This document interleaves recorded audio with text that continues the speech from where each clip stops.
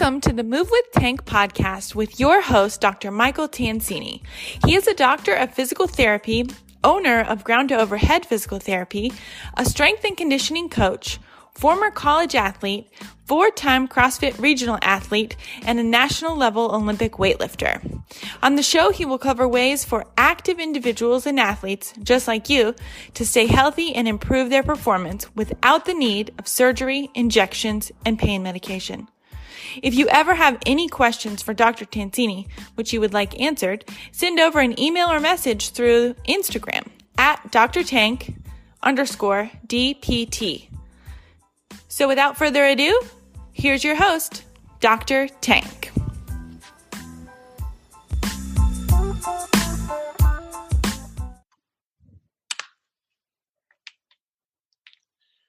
Hey guys, thank you so much for joining me today. This is Dr. Tansini here at Ground to Overhead PT, and welcome to the Move with Tank podcast. Today I've got someone pretty awesome with me. She's the owner of FlowCorps here in North Carolina.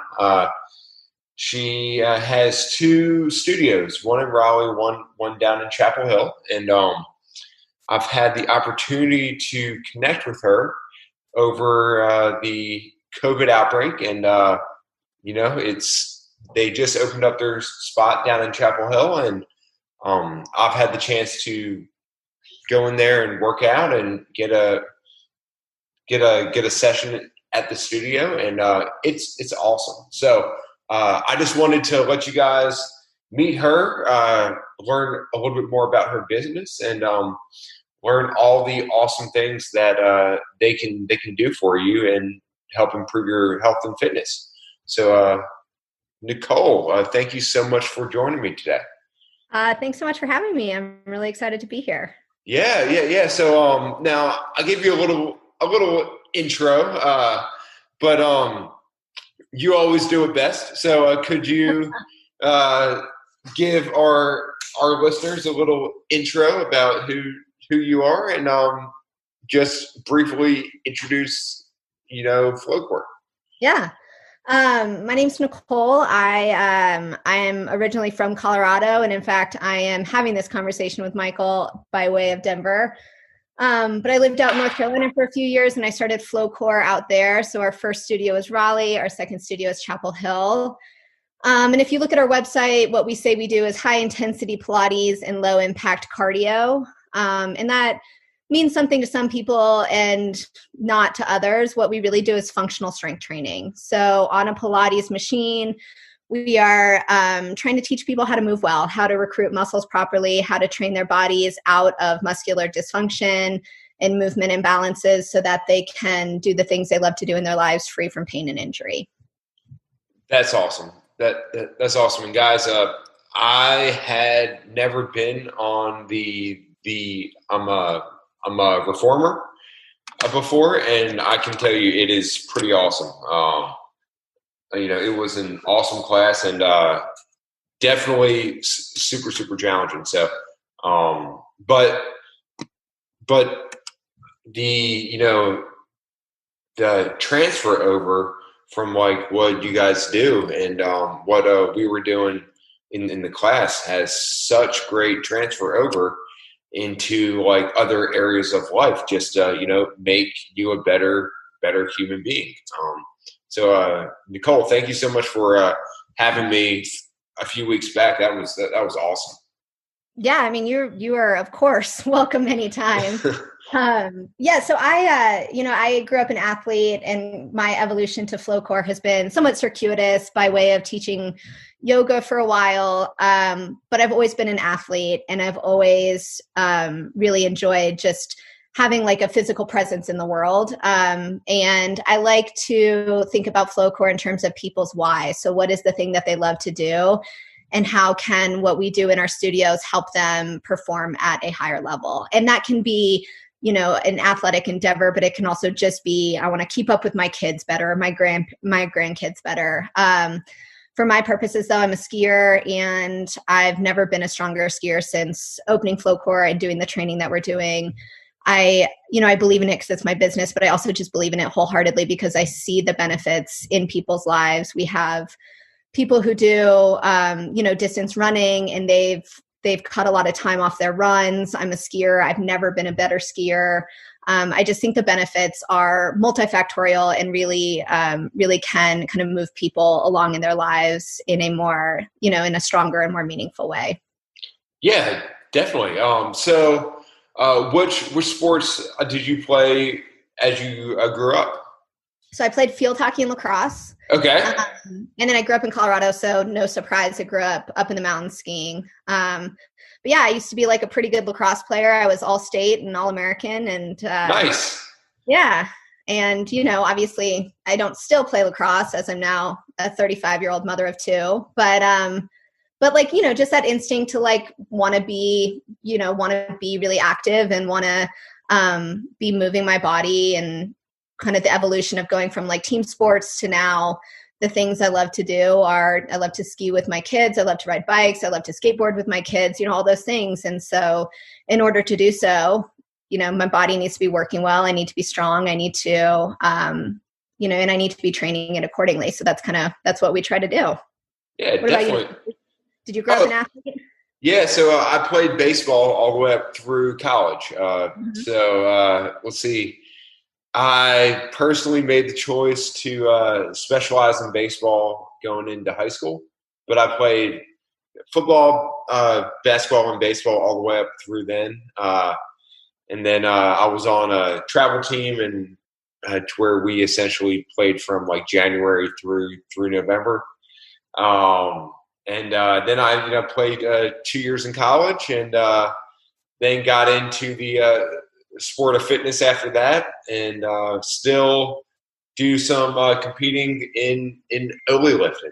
So I will see. I'll lift on a national level here at the USAW American Open Finals in December. If COVID lets us. Yeah, so I was actually checking on that this morning, because like the deadline to actually register is coming up, and I don't want to register and then have to cancel plans. I know. So, I know. So, the idea of like planning for anything right now feels fragile. It really does. It does. I feel like we're all in some sort of combination of like time moving forward, but also suspended animation. Oh yeah. It's and it's kind of crazy about how fast this has gone by, because back in March, if you were to tell us, like 6 months would go by and it would feel like it just started yesterday, I'd be like, nah, you're crazy. There's no way we could sit at home for 6 months and it go by fast. But I mean, it has flown by. It has flown by. Do you remember in March when everything was shutting down and we were having we kind of globally, or at least the people that I was having conversations with, we were like, we'll just shut down for a couple weeks and then it'll be fine. And then we'll be reopened. And then it was like, it wasn't a couple weeks. We were like, we just got to get through the summer. And then things will go back to normal in the other side of the summer. Yeah. It's been a wild ride.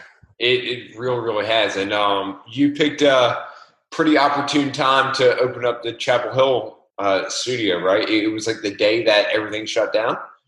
Yeah. So our grand opening was March 16th, which was the day that Governor Cooper called it and everything shut down. So it's been a really interesting experience. Obviously, like the fitness industry was uniquely affected by shutdowns and COVID. But I think it's really been, what I'm trying to view it as is like a good learning opportunity and a good kind of like impetus to develop best practices and to ensure that, we understand how we're always operating with the highest integrity, and like putting policies in place that will allow us to operate, because, COVID's our reality and it's not going anywhere. And we all kind of need to learn how to like move through the world as safely as possible while still, I think, participating in the world. That's my personal philosophy and my goal. So, COVID has been a real learning experience from a business standpoint, and has forced us and caused us to put in a lot of safety measures that I feel really, really good about, like our ability to keep our immediate community safe, but also the broader Raleigh and Chapel Hill communities safe. Oh, that's awesome. So now can you dive a little bit into what some of those safety measures are? Yeah, for sure. Yeah. So the first one, the easiest one, is we put filtration systems in our HVACs. So it's called the iWave, and it's been proven to reduce the amount of COVID over a 30-minute period in the air by 99.4%. In addition, it also filters out other pathogens, but specific to COVID, it's been demonstrated to be really effective in filtering and cleaning the air. So both studios are equipped with iWave filters. The vast majority of our classes, so like the class you came to, right? That's Core 45. It's on our X-Former, which is our Pilates machine exclusively, and everybody's masked.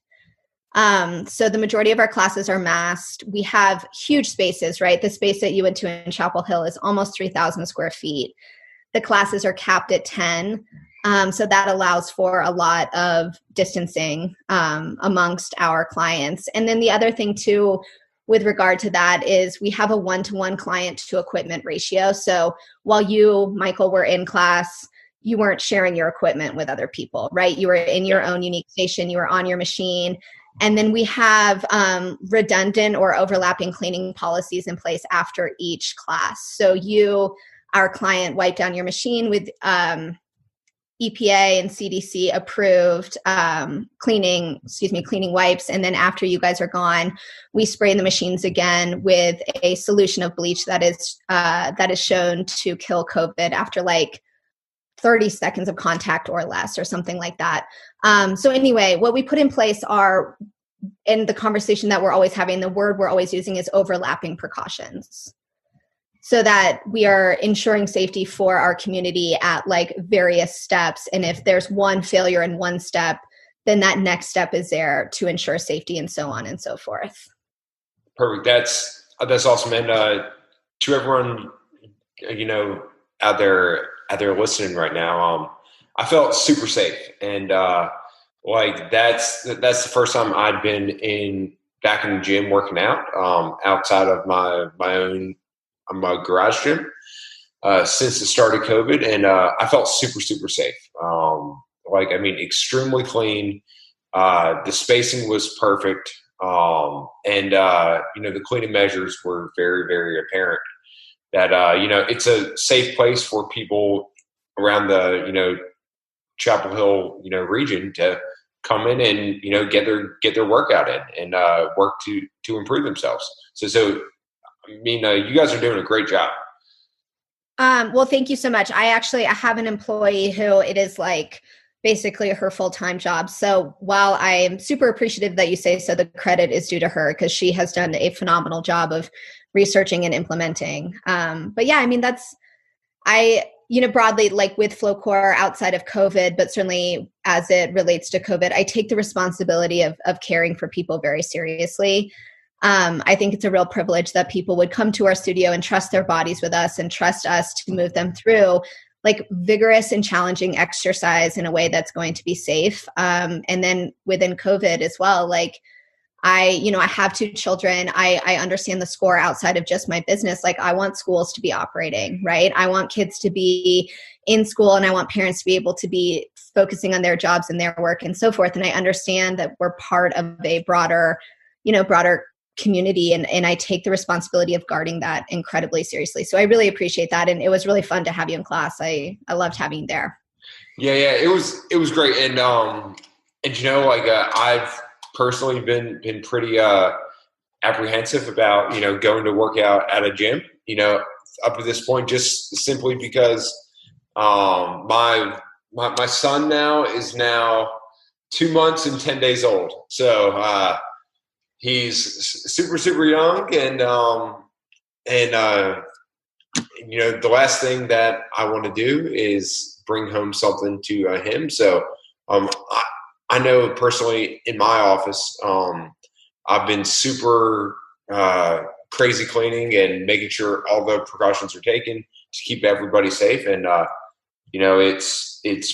makes me feel super good that people in the area have a place like yours, and they can go and not have to worry about, getting COVID, simply because of the precautions that are in place. and still get a great, awesome workout in. Thanks. Yeah. I mean, that's our goal always, is to keep people safe, and then to constantly be evaluating. And the thing that we tell our clients is, our policies will reflect whatever is going on in the moment. And so subject to change. But yeah, I mean, broadly, that is the goal. So I'm glad you felt that. And that is kind of our commitment to our clients. Yeah. Awesome. So now, how did you go about opening up the business in the first place? So like, we all have like this reason why we go open up, a PT practice or a studio. And, but oftentimes that, message isn't ever heard. So how did you go from being an athlete, going through school, and then being like, what, I want to open up a Pilates studio? Yeah, I mean, gosh, what a wild ride it's been. I've always, like, kind of broadly, I like people a lot. I really, really love creating a warm, inclusive, welcoming environment. I like knowing people. I like letting people know that who they are in the world is enough, right? Outside of people who are unpleasant, then I don't think they're enough. But like the majority of us are trying to do right in the world and trying to be good people. And I think it can feel challenging. And so I like to create an environment where people just get to show up. Doesn't matter who you are, what your body looks like. I don't care if you have shredded abs or not, but you just get to come and like feel a part of a community and feel accepted. And so kind of broadly, that's how I've always felt. I've really enjoyed creating that environment in the world. And I moved to North Carolina for my then husband was a resident at Duke. So he and I moved out with our kids. And I'd always thought that I wanted to open a yoga studio actually at that point. Came to Raleigh, and believe it or not, there's a lot of yoga studios in Raleigh. And everywhere, right? So I had taken a similar method in Denver, so high intensity Pilates, and I started to explore it in a more meaningful way. I was kind of doing my due diligence on the type of equipment that was available and the type of training that I would get for myself personally, and then my initial group of instructors who were going to help me open the studio.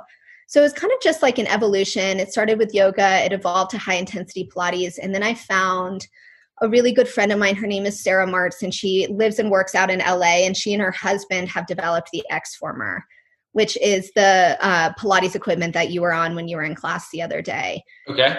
And she's just a total badass. She's super cool. She's like the consummate entrepreneur. She started a small business, and she found the parts of it that weren't working, and she found the solution. So she had a studio of her own. She had different equipment. It wasn't meeting her needs. She didn't feel like the quality was there. And so she just designed her own. And I was lucky enough to be introduced to her. And once I met her, I was just like all in. I was all in on the method. I was all in on the X-Former. And I was really all in on it from a philosophical level. Like, she just really sold me on how smart the training is and how good it is for people's body, like the muscles that we're targeting, how we teach muscle recruitment, and how it teaches people to just move better broadly in their body. So I kind of happened upon it by way of a few different stopovers. But once I found the X-Former and high intensity Pilates, I just really knew that that's what I wanted to bring to the Triangle area. And then I added, so the other piece of equipment that we have, and I know you saw it, but you weren't on it, is the Woodway Curve treadmill, which they're just the best. I know you commented on them. They're awesome. They're so awesome. They're awesome. And so I wanted something because, fitness is blowing up generally, right? Like you can't look anywhere without seeing a boutique fitness studio. High intensity Pilates is blowing up. And so I wanted a differentiator. I wanted something that would set FlowCorps apart from other similar, Pilates studios. But I also just really, really love the idea of the cardio plus strength training component. And I think that the Woodway Curve is just like the most amazing complement to training generally, but also the type of strength training that we do. Yeah, it is. And, I wish I had multiple of them for all of my different offices. I mean, they're so great to run on. They, actually encourage you to run better. And they're great for I'm a learning tool to actually teach someone actually how to run better. And, Right. and on top of that, they're set up so it is a little bit easier on you versus running out on the pavement. And they actually make you work harder. So like when you look at the data on like that kind of treadmill compared to running outside, it's gonna make you work a whole heck of a lot tougher than it would be like if you told everyone to go outside and sprint around the parking lot. Right. So yeah. So and that's awesome because it gives you the opportunity to be in there and actually kind of like go back and forth between different things. So running and doing the core work and doing intervals and and then have everyone kind of running together. So with you being able to keep a pretty good eye on what exactly they're actually doing. Yeah. So we, a lot of what we do, like outside of the benefits with running, so we do a lot of like core activation, which you felt, I'm sure. Yeah, it was awesome. Right. And a lot of like resistance training within activating the core. And in this case, I'm talking about the core as synonymous with the abs. But obviously, I know the core is inclusive of more than just the muscles of the abs. Yes. And so we do a lot of training of the deep core, we'll call it, and the core as muscles that cross the hips and the spine. So we do a lot of glute work because what I find, what I'm sure you find, is that people are really broadly inhibited in their glutes. We sit a lot, we're sedentary, and for runners, glute activation, hamstring activation, so activating and using the posterior chain is really important. And that's what the Woodway curve allows people to learn to do is use optimal running alignment to run. And then all of that we kind of re-emphasize in the training that we do on the X-Former. Yeah. But I really like the more I'm on the two pieces of equipment that we have, the more I just like believe in them wholeheartedly. They're both incredible. Yeah. So why'd you go towards like running for the kind of the cardio mix versus, let's say, like utilizing the skierg or the rower or the bike or a different form of cardio? I don't have I wish I had like a great answer for you outside of personal preference. I don't. I'm sure there's any number of ways that cardio can be achieved effectively. I love to ride bikes. I love to mountain bike. I love to go for bike rides. I'm not like a diehard spin class participant. So spin has never like resonated deeply with me. I know some people love it and I think that's amazing. Rowers, same deal. There's actually a studio that's pretty similar to mine in Boston. It's called B-Tone. And the woman who owns it is awesome. And she kind of helped me as I was opening FlowCorps. But she has rowers. So I know that that's like a great option and it's out there. It's just never been something that like resonates deeply with me. And honestly, like if I'm going to go and get an amazing cardio experience, it's probably because I'm going to go for a run. Yeah. Gotcha. Nice. I mean, running's what the human body's meant to actually do. Right. That's way back in the day, that's how we got from town to town and hunted down our prey. Now have you ever been on a skierg? Just kind of off topic, but have you ever been on one? You love to ski. So I'm just kind of curious. It's funny. My dad, when I was growing up, so this is like 20th century, had one of those like Nordic track skiers. So I used to mess around on that a little bit, but outside of that, I have not spent much time on the skier. Okay. So, check out the Concept 2 skierg. It's a it's meant to like train like cross country skiing. And it's pretty awesome. It's like one of the pieces of equipment that I wish I had in my personal garage. What's it called? I'm Googling it right now. Concept 2 skierg. So ski ERG.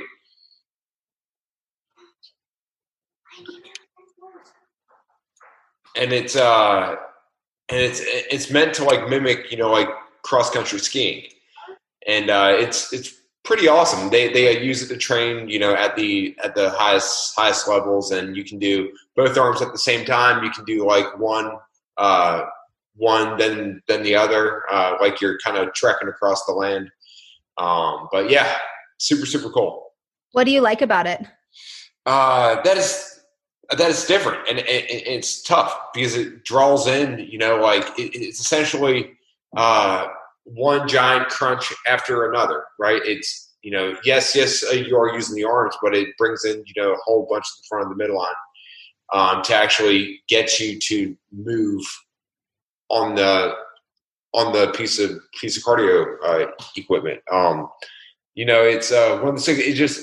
It's just fun. It's something, as someone who has grown up here in the middle of the state, never been skiing, and never really been on something like it, and it's just fun.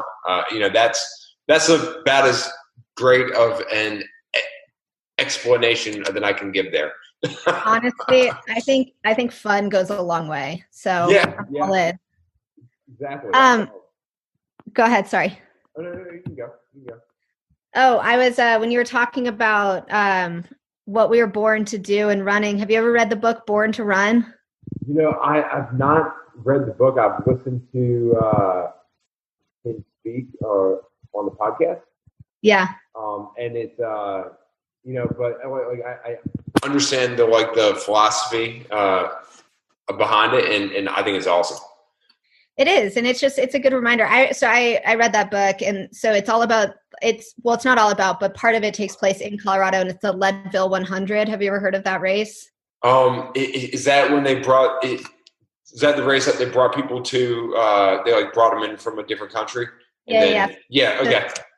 Yeah. So this indigenous group out of Mexico, they brought them in, and they're just incredible runners. And they brought them to Leadville in Colorado, and they got them like sneaker deals, and they had them run this 100-mile race. It's at like 14,000 feet or something like that. It's crazy. And anyway, the part of the book deals with that, but the book is just like a great reminder that we are built to move. We are built to be active. We're not built and designed to sit behind desks and be sedentary and be, hunched over and driving and texting and working at our computers all day. So anyway, you saying that just reminded me of that book, but it is just like our bodies are meant to be in motion and be moving us from point A to point B. And I just I'm such a believer in anything that helps us do so for the long term, so that we can continue to live like that and be active and be, productive and feel good long term. Yeah, definitely. And it's one of my biggest personal issues with, a lot of the modern day medical system is when someone gets, knee pain or shoulder pain, and they go to their doc, and they're just like, yeah, you shouldn't do that. You should, you're getting to be about 50, and you probably don't need to do that kind of stuff anymore. You should just walk, and that'll be enough. And it just kind of drives me nuts, because people have been encouraged to not move their body, and to need all of these medications, and need all of these things that they actually don't need, and that they could actually keep themselves in a super healthy state if they just stayed moving. We do understand that people need to sit for work. That's just how our modern day culture has formed. But outside of the office, or even inside the office, being able to stand up. But create opportunities just to move and use your body and, like challenge yourself and work on things with your movement. While eating food we're actually meant to eat, and doing this consistently over time, and that's what keeps us healthy. That's what ultimately, lets us live until we're hundreds, it's places like what you guys offer, helps people actually do this. Yeah, I mean, I totally agree. Obviously I'm not a medical professional, so I'm only willing to take the advice that I give so far. But I hear it all the time, and I'm actually really interested to hear your thoughts. So running is super controversial, right? Especially I feel like once you get to a certain age, you'll find people who are like, no, running is bad for you. It's bad for your knees. It's bad for your joints. You shouldn't do it. And then other people are like, hypothetically and theoretically, you should be able to run for your entire life up until I'm sure there's a point after which age might preclude people from continuing to run. But I'm just interested, from your standpoint, first of all, what are the things that you see with your patients? What are the things that you are working on kind of globally with your patients? If you could distill it down to the most common things you're working on. And also, I guess, speaking to those misconceptions that circulate so often. We shouldn't run because it's bad for our joints, or like you were saying, just don't do it. If it hurts, just don't do it. Because I hear a lot of that. I also have 2 children home with me, and one of them has his finger slammed in a door, so I apologize. It is all good. I'm interested to hear your thoughts, because I hear a lot of it too. And I just think what has happened is we don't move well enough. Yes. You are spot on. It's, we are meant to run. And, there's a lot of people out there, and a lot of medical professionals that say, running isn't good for the body, and people shouldn't run after a certain age. And, people, take up running as a way to ultimately get back into shape, or take up running as a way to just try and stay in shape. Maybe they want to lose weight. Maybe it's for, just like the mental outlet of being like, hey, I get 30 minutes a day to where I can clear, my head, and just going outside to hit that trail is the best part of my day. And it makes them better for the rest of the day. And, but as far as running being bad on the body, running isn't bad on the body. What we tend to see is that, I guess it can fall into a few different, categories here. You have one category of person who, has been, sedentary pretty much their entire life. Maybe they played a sport back in high school, but maybe they're 35, 40, 45, 50, and maybe they've gained a little bit of weight. They've never really exercised. They've been stuck at a desk, gained a little bit of weight. They're out of shape. They were told by their doctor, hey, you need to start moving, or you need to start exercising, because your blood markers aren't looking all that great. And so they go out and they start trying to exercise, and they don't know what they're doing. They haven't moved in, really 20 to 30 years. And they go out there and try and go out and run every single day. So we see someone who doesn't have the supervision of someone who can teach them how to actually do things. But you see someone who went from a sedentary state to a relatively high volume of stress on the body in comparison to what they were doing prior. So they go out, stress their body a whole lot more than it's used to be stressed. And then their body wasn't necessarily prepared for it because they hit it too hard, too fast. And now they start developing knee pain, plantar fasciitis, Achilles tendinopathies, hip pains, back pain, etc. And they go to the doctor, and doctor takes an X-ray of their knee. It's like, oh yeah, you've got some arthritis in there, and you have knees of a 75-year-old. You just shouldn't do any kind of running again. So they stop, and then they give up, and their health is ultimately impacted by it.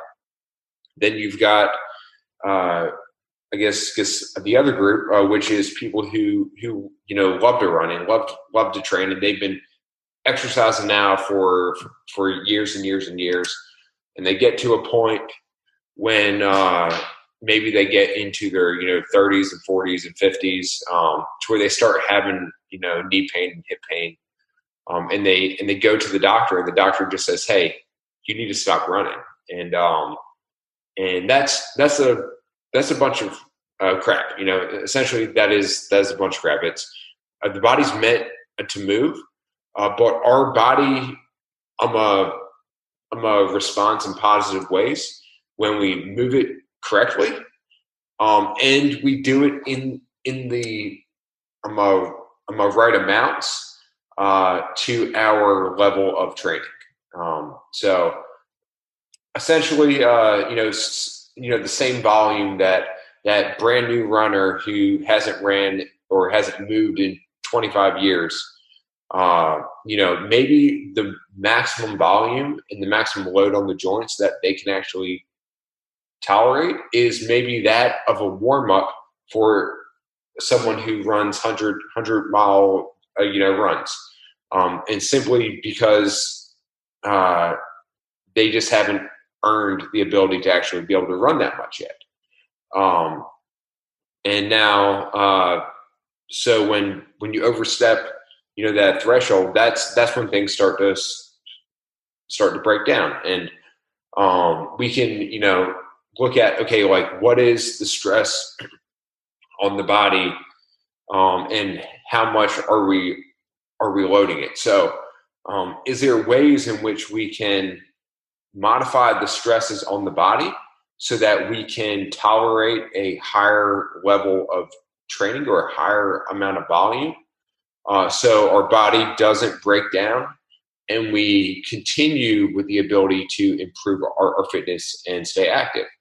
And that's where essentially running correctly comes in. So just teaching people how to run. A lot of people run very, very poor, and they really put a lot of load and stresses on different parts of the body that they actually shouldn't be loading in the way that they're loading, and their body just breaks down because it isn't wanting to take those kind of loads and stresses over time. Now, some of those things are then impacted by, just like you were talking about. People try and run and they try and, be super active, but they don't have the base and they don't have the foundation in their core, in their hips, and in the surrounding muscles of the body to essentially help them move the way that they need to continue to move over time, and keeping them in a better position to essentially load the body in an optimal way so that they can keep doing it over time without having to worry about a lot of the injuries that you might see. Does that make sense? Yeah, that makes a lot of sense. And I always really appreciate hearing somebody, with your background talk about it, because that's always been the guiding principle of what we are doing at FlowCorps.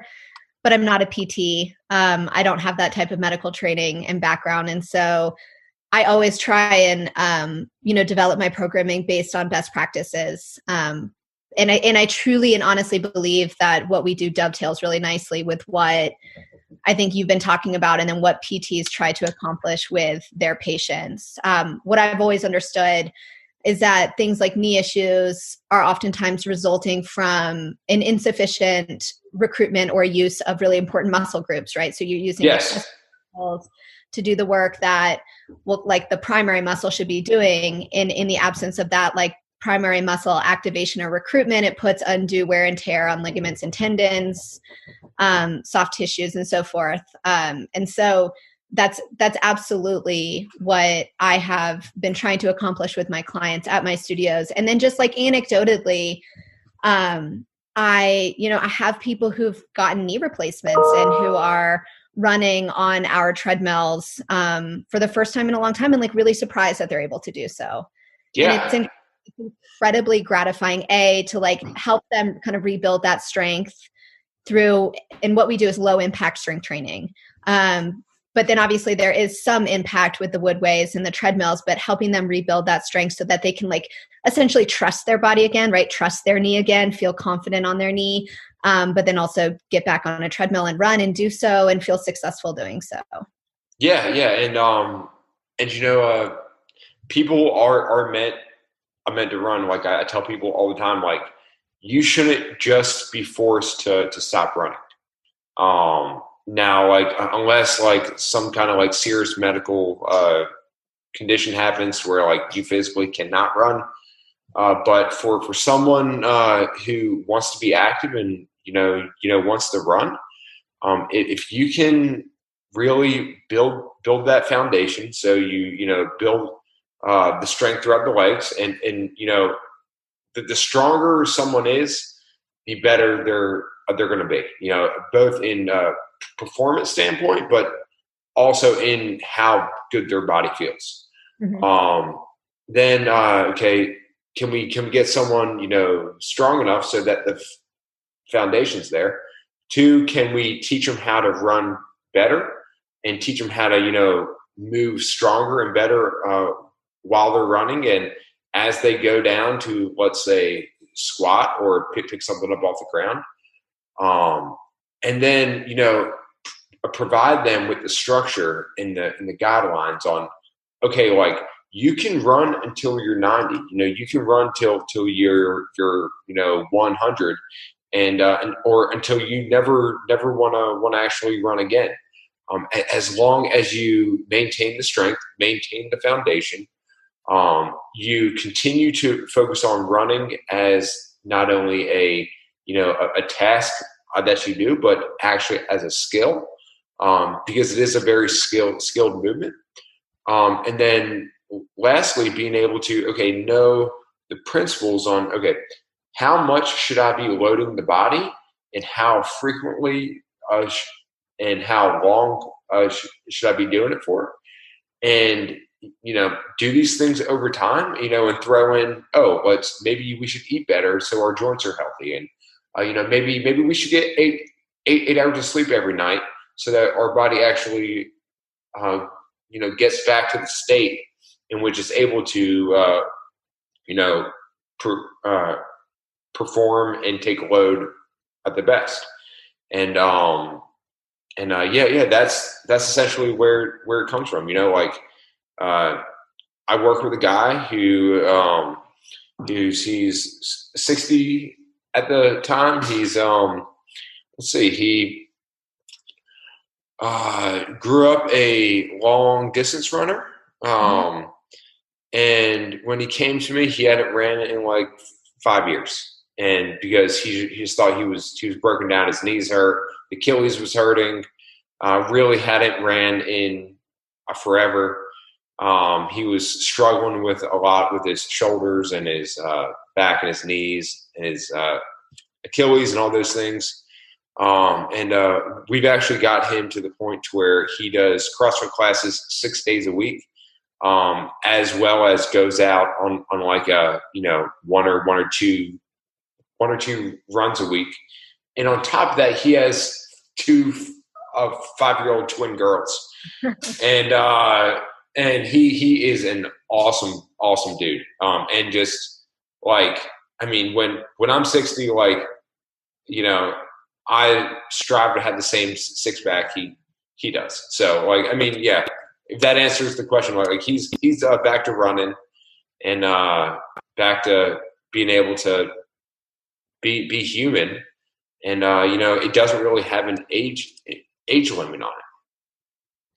No, I totally agree with you. And like, I don't ever want to overstep and like move into territory that I shouldn't move into because again, I don't have the education or medical background, but I just think there's like really interesting narratives in the world that we all face and interact with respect to our bodies. And it's different for different people, right? But as a woman, right, my God, we spend our entire lives fighting our bodies and convincing ourselves that, our bodies don't look the way that they should, or if only I could be 10 pounds lighter, then my entire life would be perfect and want to unfold in front of me without issue. And then we age, and then all of a sudden it's like we're aging out of our ability to do things. And it's just like at every point in our lives, we're like confronted with these narratives and these ideas of, who we are and what we're capable of. And I think it's too bad. Like, I really think that people ought to be able to, focus on movement, first of all, kind of from an intuitive standpoint, is like, how do I feel today? And let that be like, let that kind of guide. Do I need to go for a 10-mile run today, even though I feel run down, even though I feel tired? And the answer is probably no. Yeah. Right. And then not approaching your body as, well, I'm 50, so I can't do this anymore. And as women, well, I'm only moving so that I can like whittle myself down and fit into a bikini or whatever it is. And like, I've had 2 kids, and I think that, pregnant women were taught to like just kind of sit there and not move and really be careful and like be super cautious with what we do. And I just think people at every single stage of their lives are capable of so much more than what we give ourselves credit for. And I think at every turn, we're just like confronting these ideas of like who we should be or what the limitations are in our lives at that point. And I think kind of broadly, people should just like, obviously under the care of a medical professional, but like really question what we're saying and how we think about ourselves. Is it a reflection of what's really going on, or is it something that we've just been taught to think? Yeah. You're spot on. I mean, the world needs to change, and like you see it, and, with probably a lot of the clients that you work with. And, but, many people out there put all these limits on what they can and cannot do. And they're all just false. It's a narrative that they've learned through the media, that has, led them, led them the wrong way. And that, holds them back just because they tell themselves, oh, I can't do something. Oh, right. I'm 50. Oh, I'm 60. Oh, I can't do that anymore. I'm too old. I'm broken down. Like I'm never going to be, able to move like that again. And it's just like this really negative story that just sends people into like a really negative spiral. I guess my philosophy is like, don't say I can't, say how. How can I? Because you can always find a how. So like say someone who finds your studio and they're like, oh, I can't do that. It's high intensity. Like I'm older. Like I haven't worked out in years. But it's like no. It's like asking. How can I be able to do that? Okay. A first step is, okay, let me call up Nicole and be like, okay, like I'm really interested in here. And then you're going to be able to essentially guide her through the how and make it so that she's going to be able to do things that she never thought she'd be able to do again in the future. Yeah. I mean, I'm sure that's the most gratifying part of your job, right? Is when you start working with a patient and they have, limited mobility in some capacity. And then over time you get them back to doing the thing that they wanted to do. I'm sure that's like an incredibly gratifying part of your job. And honestly, it's a really gratifying part of my job too. Is getting to see people through that evolution. And then also getting to like, I don't care what people's bodies look like. And I don't mind, like if somebody has a goal for how they want their body look, I think that's great. Like no shame on either side of it. People don't have to look a certain way, but if you want to look a certain way, fine. But I think that should flow from like a joy in movement generally, right? Like movement as a means unto itself, which is just like something incredibly constructive in every person's life that will, and then from there can flow so many things. So I think I might have gotten a little bit sidetracked in saying that. Oh, no. Absolutely. And That's awesome.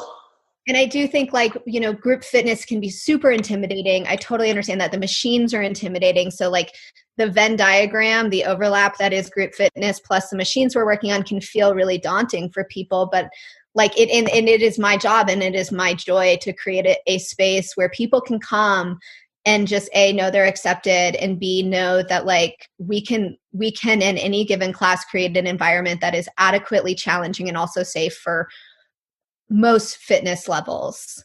I'll say that with a caveat of, in the rare occasion, I think it's appropriate to do some one-on-one work before people get into a group fitness. But like the vast majority of people, we can keep them safe while also giving our client who comes every day a great workout. But it is really my joy and pleasure to get to create that environment where people come and they can be intimidated walking through the doors, but I'm going to know their first name. I'm going to appreciate them. I'm going to, acknowledge them in class, and I'm going to hopefully create a space where they can come and just realize that like they really love moving, right? They really love moving, challenging their body, and doing so in like a great supportive environment.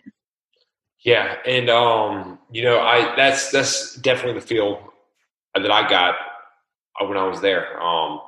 It was the first time that I had ever done it. And, it was great. So like, if someone's out there, listening right now and, they're like, this sounds pretty cool. But, I just don't know if I can do it. I just don't know if I'm fit enough, and maybe I fall in that other category of maybe I should work with someone, one-on-one first. But what would you tell someone who's a little bit scared? Sure. What would you tell them to help them see that it's, a really awesome idea for them to come in and try out a class? Yeah. So the first thing I would say is if people can go to our website, it's www.FlowCorps. Corps is spelled CORPS, like the Marine Corps or the Peace Corps. So commonly pronounced FlowCorps, but flowcorps.com. And then there's like an email link, and all those emails go to me. So like I'm here to field questions. My name's Nicole. Nicole at FlowCorps is my email. You can email me all day long. I'll email you back. I'll call you. We can talk one-on-one. I think that it's important for people to know and understand like what their apprehension is. So is it just like group fitness intimidates me? Is it I've had my knee replaced and I don't yet trust my new knee, and I don't yet trust my, my strength? Any number of things that I think create like a barrier to entry. And I guess what I would say in the context of a podcast is it is my express commitment in my entire team, and like our team, we operate with like very clear core values in mind, is to create an environment where people are welcome. And it's not just Instagram influencers, right? It's not, that's not what it's about. It is every single person who walks through the door is important, deserves to be seen, has value, and we are going to honor that. So hopefully that will dispel some of just kind of like the group fitness intimidation. And then outside of that, like I really am available, and our team is available to answer questions.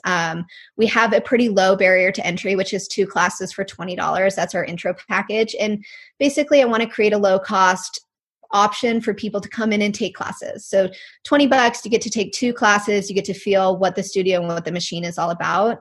I always invite new clients to come early, talk to the instructor, and stay after and talk to the instructor.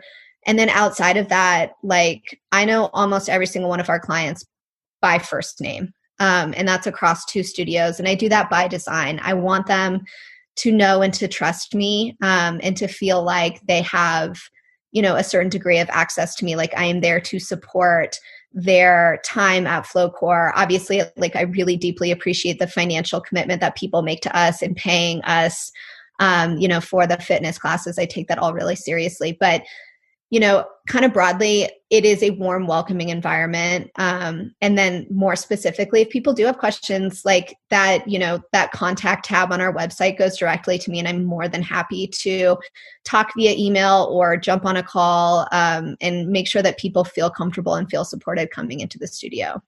Hey, that's awesome. That's awesome. And guys, I will make sure that all of her contact info is in the notes on the show. Do you want me to put down FlowCorps' Instagram and Facebook links, and do you want me to also put yours down personally?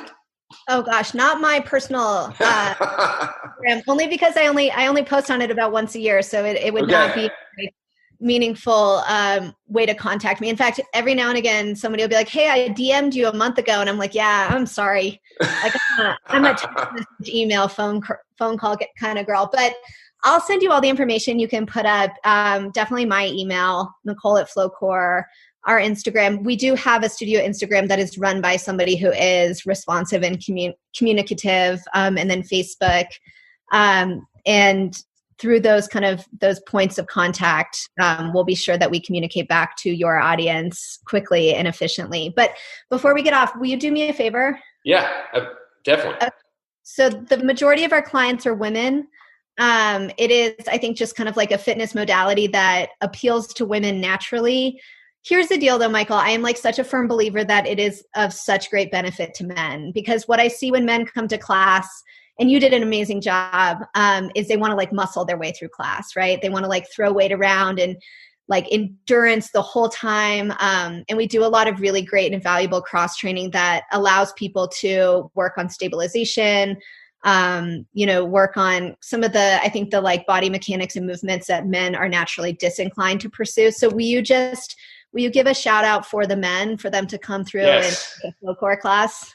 Yes. So, Pilates is, in the mainstream, more of a female mode of exercise. But I mean, the stereotypes there are not the best, right? Because guys really should be doing this as well as females. Like, it's the human body is the human body, and yes, you want to go throw around a bunch of weight in the gym. You want to do a whole bunch of bench press, a whole bunch of squats and deadlifts, and Olympic weight lift, and do all these kind of like bigger, better, kind of like macho type things. But when it comes down to it, if you would just go try out one of these classes and actually commit yourself to working on, the core and the midline better, and actually learning how to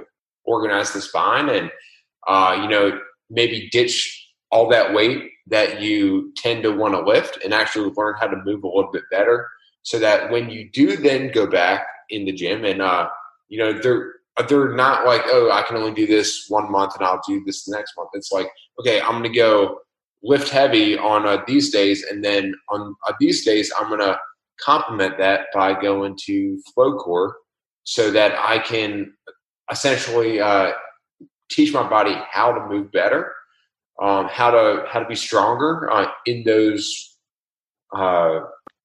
positions, and ultimately then that'll impact their ability to actually move more weight and achieve their goals in the other realms of fitness. So yeah, I mean, guys need to check it out. Ditch, lose the ego. Ego is the enemy. If you've ever read that book, it is awesome. And just, check yourself out the door, go get your butt kicked by a bunch of ladies next to you, and show back up the next day, and, earn the ability to have a stronger body. Yeah, I love that. What we do, we really focus on functional movement, and like FlowCorps is not going to be everybody's main workout, but I think it's incredibly valuable cross training for every single person who likes to move in the world. So I really appreciate that. And what you said about the spine, we do a lot of work on neutral spine. We do a lot of work on recruiting muscles in support of neutral spine, because that's how people should be moving. And I like that. I like that term, organize your spine. I'm going to use that moving forward. Yeah. I mean, it's, because it's, everyone likes to talk about posture, but posture is a fluid, dynamic thing, right? So like your best posture in,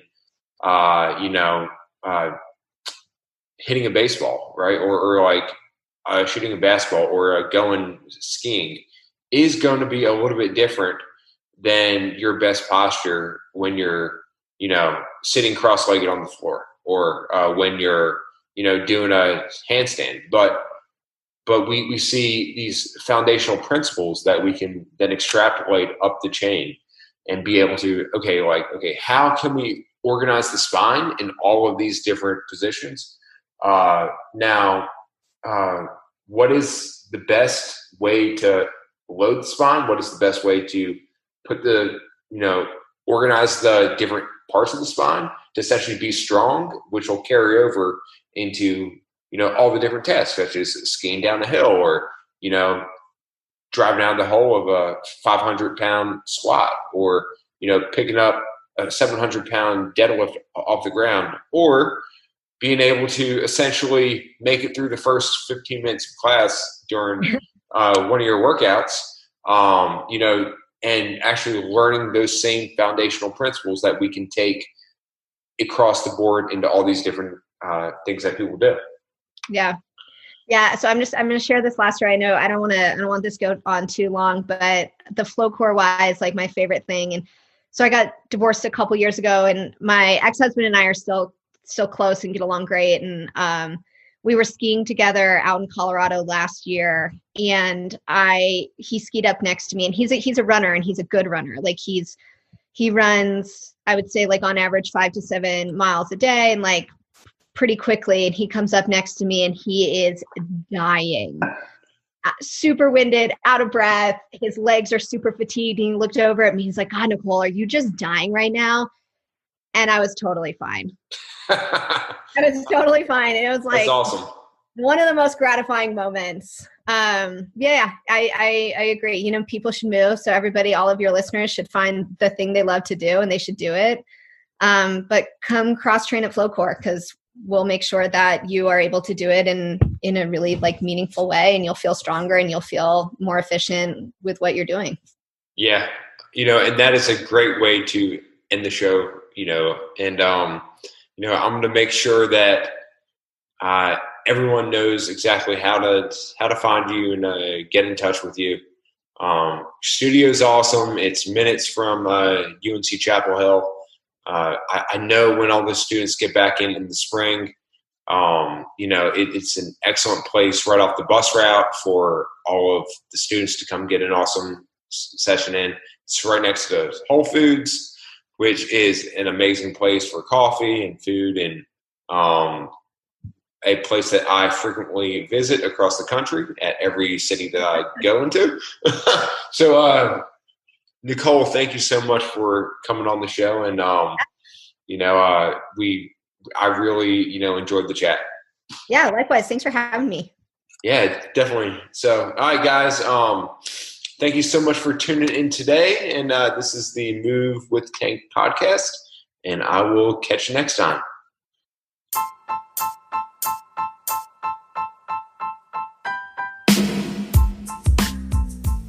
Okay, guys, thanks for listening to the podcast today. I hope you found the content useful, and I hope it helps you avoid an unneeded surgery or an unneeded injection in the future.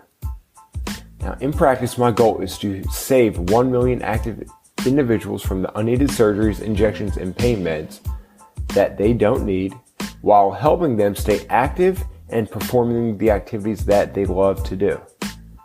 Now, guys, I cannot reach that many people all by myself. I really need your help.